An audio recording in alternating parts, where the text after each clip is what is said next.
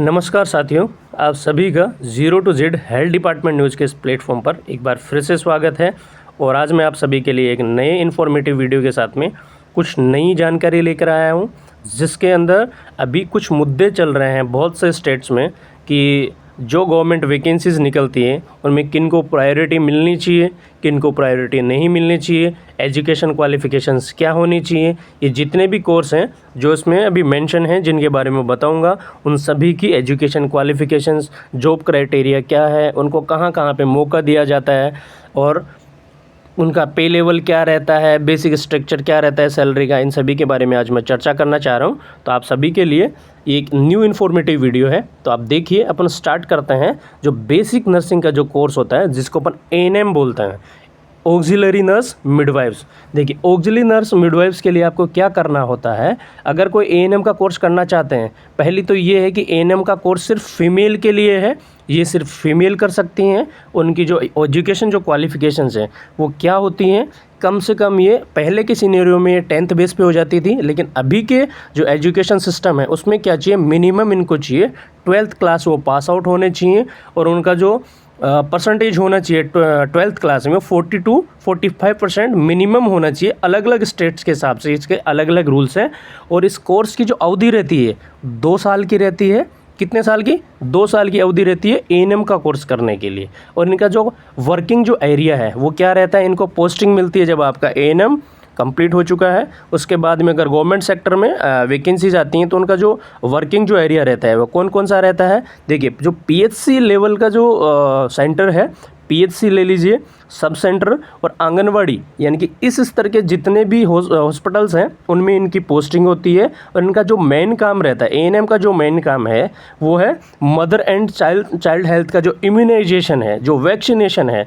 और एक तो वैक्सीनेशन जो मदर एंड चाइल्ड दोनों का, और सेकंड पे अपन आते हैं जितने कम्युनिटी हेल्थ जो प्रोग्राम हैं उनमें इनका बहुत बड़ा रोल रहता है। अगर एएनएम नहीं होंगे तो जो गवर्नमेंट के जितने भी कम्युनिटी हेल्थ के जितने प्रोग्राम हैं वो सही तरीके से पब्लिक तक पहुंच ही नहीं सकते हैं। तो ये एक बेसिक और एक मजबूत कड़ी है हॉस्पिटल सेक्टर को, स्वास्थ्य विभाग का इस डिपार्टमेंट का एक बहुत ही मजबूत कड़ी है एएनएम। अगर एएनएम नहीं होंगी तो जो इम्यूनाइजेशंस है चाइल्ड और हेल्थ से रिलेटेड, दूसरा कम्युनिटी हेल्थ जो प्रोग्राम है वो सही तरीके से कंडक्ट नहीं हो पाएंगे। तो एएनएम एक स्वास्थ्य विभाग की एक मजबूत कड़ी है। अपन सेकंड पे आते हैं, जीएनएम, जनरल नर्स मिडवाइफ, यानी कि जनरल नर्सिंग मिडवाइफरी। इसके अंदर क्या होता है, इसका ये जो इनको जो कोर्स की जो ड्यूरेशन है वो 3 साल की रहती है और साथ में 6 महीने की इंटर्नशिप। मान लीजिए आप 3 साल और 6 मंथ अलग से, इसमें 6 महीने की इंटर्नशिप जो होती है वो इसमें कोर्स का जो ड्यूरेशन होता है ये होता है। इसके लिए जो एजुकेशन क्वालिफिकेशंस होती हैं, इसके लिए आपको 12th क्लास पास आउट होना ज़रूरी है। और 12th क्लास में आपके लिए इसमें कहा जाता है कि जो परसेंटेज जो मिनिमम होनी चाहिए वो रहती है 40-45%। बहुत से स्टेट हैं इसमें 12th स्ट्रीम में आपके सब्जेक्ट चाहे आर्ट्स भी हो सकता है, कॉमर्स भी हो सकता है, साइंस भी हो सकता है। इन सभी सब्जेक्ट अगर किसी के पास में है कोई भी सब्जेक्ट, तो आप जीएनएम का कोर्स कर सकते हैं। और बहुत से स्टेट्स में तो अभी ये प्लान चल रहा है कि जीएनएम कोर्स करने के लिए भी आपके 12th क्लास में बायोलॉजी होना ज़रूरी है, बायोलॉजी सब्जेक्ट होना ज़रूरी है। लेकिन अभी ये कम्प्लीटली सभी स्टेट्स में लागू नहीं है। कुछ कुछ स्टेट्स में इस तरीके की न्यूज़ हैं कि जिसके पास साइंस होगा वही आने वाले समय में जीएनएम कर पाएगा। और जो जीएनएम जो करता है वो 3 साल और 6 महीने का उसका कोर्स का ड्यूरेशन होता है। और उनका जो वर्किंग एरिया रहता है वो कौन सा होता है, जो हॉस्पिटल्स प्राइवेट और जो गवर्नमेंट हॉस्पिटल्स हैं, कम्युनिटी हेल्थ सेंटर हैं जैसे सीएचसी वगैरह है, मिलिट्री स्कूल सर्विसेज हो गई या फिर स्कूल्स वगैरह हो गए, वहाँ पे इनसे काम लिया जाता है। गवर्नमेंट वैकेंसीज़ में भी इनको मौका दिया जाता है।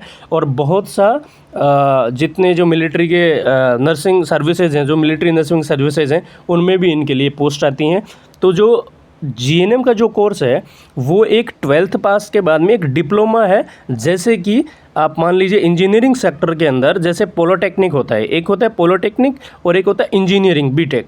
तो एक पॉलिटेक्निक बीटेक जो होता है उसमें क्या होता है कि वो डिप्लोमा 12th के बाद में एक डिप्लोमा है पॉलिटेक्निक, और जो इंजीनियरिंग है वो एक डिग्री है जिसमें वो 4 साल का कोर्स अवधि होता है। और जो पॉलिटेक्निक है वो 3 साल की कोर्स अवधि, 2 से 3 साल की उसकी कोर्स अवधि रहती है।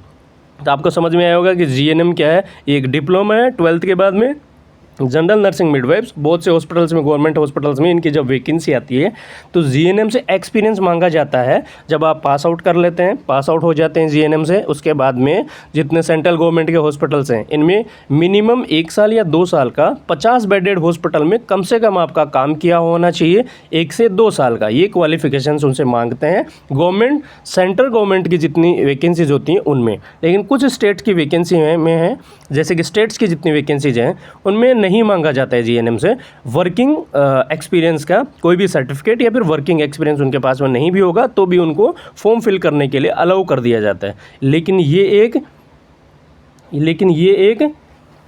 क्या चीज़ है, एक डिप्लोमा है किसके लिए, 12th के बाद में नर्सिंग में आने के लिए जीएनएम एक डिप्लोमा है। अपन उसके बाद में बढ़ते हैं कि क्या होता है बीएससी नर्सिंग। बीएससी नर्सिंग होता है कि ये एक डिग्री कोर्स है।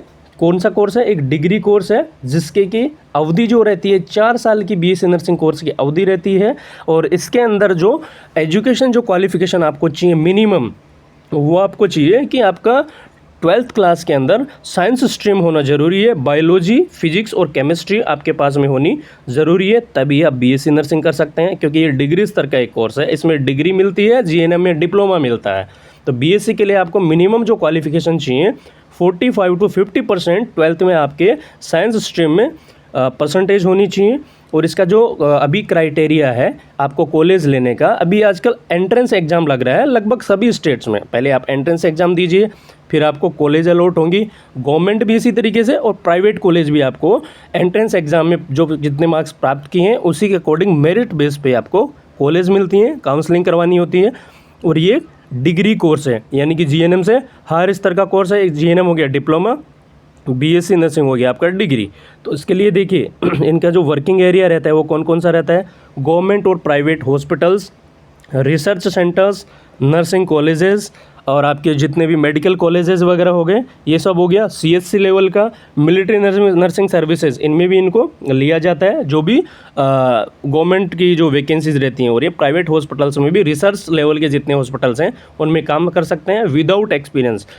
इनसे एक्सपीरियंस की डिमांड नहीं की जाती है कि मिनिमम आपको 50 बेडेड हॉस्पिटल, 100 बेडेड हॉस्पिटल में आपको इतने साल का एक्सपीरियंस होना ज़रूरी है फॉर्म फिल करने के लिए, ऐसा नहीं होता है। उनके पास में जीएनएम से कुछ एक एक्स्ट्रा अपॉर्चुनिटी होती है कि आप जितने जीएनएम स्कूल हैं उनमें टीचिंग करवाने के लिए एक ट्यूटर की जो पोस्ट आती है उसके लिए मिनिमम बीएससी नर्सिंग की क्वालिफिकेशंस आपसे मांगी जाती है। इसको जो स्कोप वगैरह होते हैं बीएससी नर्सिंग के, ये काफ़ी होते हैं, यानी कि आप स्टाफ नर्स की वैकेंसीज़, क्लिनिकल इंस्ट्रक्टर की वैकेंसीज़, नर्सिंग ऑफिसर्स की वैकेंसीज़, ट्यूटर की वैकेंसीज़ और रिसर्च नर्स की जितनी वैकेंसीज होती हैं उनमें ये फॉर्म फिल कर सकते हैं और अपना कैरियर बना सकते हैं। इसके बाद में आता है कि पोस्ट बेसिक बीएससी नर्सिंग क्या होता है। देखिए पोस्ट बेसिक बीएससी नर्सिंग क्या है कि ये जिसने इसके लिए मिनिमम क्वालिफिकेशन चाहिए कि आपको जीएनएम का कोर्स आप बिल्कुल किए हुए होने चाहिए। आप direct post basic BSc nursing नहीं कर सकते हैं। आपने अगर डिप्लोमा किया है जीएनएम का और आपको बीएससी के बराबर आना है, यानी कि आपको डिग्री चाहिए, तो आपको क्या करना होगा, आपको 2 साल का एक पोस्ट बेसिक बीएससी नर्सिंग का कोर्स करना होगा, जिसकी कोर्स अवधि 2 साल होती है और जिसके लिए योग्यता जो मैंने आपको बताई वो जीएनएम पास आउट होना ज़रूरी है और आपका रजिस्ट्रेशन किसी स्टेट नर्सिंग काउंसिल में होना ज़रूरी है। उसके बाद में ही आप पोस्ट बेसिक बीएससी नर्सिंग का कोर्स कर सकते हैं। अगर आपने पोस्ट बेसिक बीएससी नर्सिंग कर लिया है उसके बाद में आप इक्वल हो गए हैं बीएससी नर्सिंग के बराबर। आप जितने फील्ड में बीएससी नर्सिंग को मौका मिल रहा है उन्हीं सभी फील्ड में आपको भी ये मौका मिलेगा और आप फॉर्म फिल कर सकते हैं। सेम एजुकेशन क्वालिफिकेशन आपके बीएससी के बराबर हो जाएगी। उसके बाद में अपन बढ़ते हैं तो देख लिए पहले एएनएम फिर जीएनएम, ये दोनों डिप्लोमा कोर्स हैं। उसके बाद में बीएससी नर्सिंग आपका डिग्री कोर्स हो गया, पोस्ट बेसिक डिग्री कोर्स हो गया। इसके लिए सेम चीज़ें, आप ट्यूटर का फॉर्म लगा सकते हैं, रिसर्च नर्स आप बन सकते हैं। बहुत से सेक्टर में जितनों बीएससी को इनमें जो मौका मिलता है आप इनको पोस्ट बीएससी को फिर मौका मिलता है। अब इसके आगे अपन बढ़ते हैं कि आपके ये तो हो गया आपके बेसिक कोर्सेज। इसके बाद में जिसको अगर करना है एमएससी नर्सिंग, एमएससी नर्सिंग क्या होता है, एमएससी नर्सिंग के लिए आपको मिनिमम क्या करना होगा, कम से कम आप पास आउट होने चाहिए बीएससी नर्सिंग। क्या होना चाहिए, आप बीएससी नर्सिंग आप कम से कम पास आउट होने चाहिए और रजिस्ट्रेशन आपका होना चाहिए किसी भी एक स्टेट नर्सिंग काउंसिल में, आपका रजिस्ट्रेशन होना ज़रूरी है। उसके बाद में एक एंट्रेंस एग्ज़ाम भी होती है एमएससी नर्सिंग के लिए बहुत से हॉस्पिटल्स में, जैसे कि एम्स ले लीजिए, केजीएमयू या फिर जितने मेडिकल कॉलेजेस हैं, जितने रिसर्च इंस्टीट्यूट हैं, उन सभी में ये कोर्स करवाया जाता है। और इसके लिए आपको मिनिमम जो आपको बताया मैंने कि जो क्वालिफिकेशंस होनी चाहिए, या तो आपके पोस्ट बेसिक बीएससी नर्सिंग होनी चाहिए या फिर बीएससी नर्सिंग आपकी होनी चाहिए। इसमें जो कोर्स करता है कौन सा, एमएससी नर्सिंग, इसमें जो टीचिंग एकेडमिक्स होती हैं, इसको क्या होता है, लेक्चरर की पोस्ट पे जा सकता है, असिस्टेंट प्रोफेसर के उस पे पोस्ट पे जा सकता है, ट्यूटर इन नर्सिंग कॉलेज में ये जा सकता है। और इसके लिए आपको मैंने जो बताया कि ये होना ज़रूरी है पोस्ट बेसिक और बीएससी नर्सिंग। और उसके बाद में आपको 1 साल का ड्रॉप आउट लेना पड़ता है, कम से कम मिनिमम 1 साल का गैप होना चाहिए एमएससी नर्सिंग में एडमिशन लेने के लिए। कुछ कॉलेजेस हैं जिनमें कि जैसे कि एम्स एग्ज़ाम कंडक्ट करवाता है, तो उनमें डायरेक्ट आपको 1 साल के बाद में, 1 साल का गैप होने के बाद में एंट्रेंस एग्ज़ाम देके आप एडमिशन ले सकते हैं। बट बहुत सी ऐसे मेडिकल कॉलेजेस हैं या फिर रिसर्च इंस्टीट्यूट हैं या फिर कॉलेजेस हैं एमएससी नर्सिंग के, उनमें आपको 1 साल का टीचिंग का या क्लिनिकल का एक्सपीरियंस मांगते हैं कुछ कॉलेजेस में। बाकी बहुत से में तो आपको 1 साल का अगर आपने गैप दिया है पोस्ट बेसिक या फिर बीएससी के बाद में, इसके बाद में आप ये कोर्स कर सकते हैं। इसके बाद में देखिए क्या आता है, एमएससी नर्सिंग का 2 साल का इसका ड्यूरेशन रहता है। मिनिमम क्वालिफिकेशंस मैंने बता दिए हैं। गवर्नमेंट जो जॉब्स हैं उनमें नर्सिंग ऑफिसर्स की जो वैकेंसीज हो गई, या फिर मिलिट्री नर्सिंग सर्विसेज हो गई, या फिर इसमें बहुत से गवर्नमेंट सेक्टर में इनका अच्छा पैकेज भी रहता है, सैलरी स्ट्रक्चर वगैरह। और आप as a tutor, as a lecturer, assistant professor आप कॉलेज में जो वैकेंसीज आती हैं तो आप इस पोस्ट पे जा सकते हैं। उसके बाद में देखिए क्या होता है, एमफिल जो कोर्स होता है, एमफिल कोर्स को अपन बोलते हैं मास्टर ऑफ फिलोसॉफी। क्या बोलते हैं, मास्टर ऑफ फिलोसॉफी। एमफिल वो कोर्स है जिसमें कि जो कोर्स की जो ड्यूरेशन होती है वो लगभग 2 साल की होती है। आपके पास में मिनिमम क्या इसकी क्वालिफिकेशन होनी चाहिए, एमएससी नर्सिंग आपका किसी भी स्ट्रीम से होना ज़रूरी है। उसके बाद में आप इस कोर्स के लिए अप्लाई कर सकते हैं। ये कोर्स करने के लिए आप एलिजिबल हैं। जो एमफिल यानी कि मास्टर ऑफ फिलोसॉफी है, ये पीजी लेवल का कोर्स है और रिसर्च ओरिएंटेड ये कोर्स होता है। और इसमें जो एमफिल के जो मुख्य यानी कि जो मोस्ट ऑफ द जो फील्ड है वो रिसर्च हो गया, टीचिंग हो गया, एडवांस जो प्रैक्टिस है उस पर फोकस ये करता है। 1 से 2 साल की आपको इसकी ड्यूरेशन मैंने बता दी है। और इसका रिसर्च प्लस ये थ्योरेटिकल पेपर्स होते हैं इसमें। इसके बाद में जो फोकस जिसके एरिया हैं, जैसे नर्सिंग एजुकेशन ले लीजिए, रिसर्च हो गया, एविडेंस बेस्ड जो नर्सिंग प्रैक्टिस होती हैं, हेल्थ पॉलिसीज़ एंड लीडरशिप जो होती हैं, ट्यूटर थ्योरीज एंड मॉडल्स होते हैं, ये इनका फोकस्ड एरिया होता है। और इसके बाद में आपका कैरियर जो आपको मैंने बताया, lecturer, assistant professor in nursing colleges या फिर रिसर्च इन नर्सिंग या फिर मेडिकल इंस्टीट्यूशंस, और higher post in government and private hospitals में इनको मिलती है जिनके पास में एमफिल की डिग्री होती है।